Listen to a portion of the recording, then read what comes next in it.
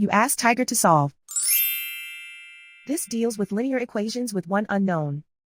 The final result is x equals 17. Let's solve it step by step. Simplify the expression. Expand the parentheses.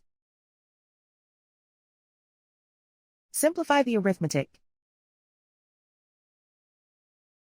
Group all constants on the right side of the equation. Add 40 to both sides. Group like terms.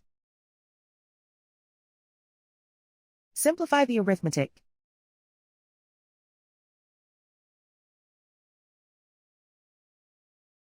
Isolate the x. Divide both sides by 8. Simplify the fraction. Find the greatest common factor of the numerator and denominator. Factor out and cancel the greatest common factor. And so the final result is x equals 17.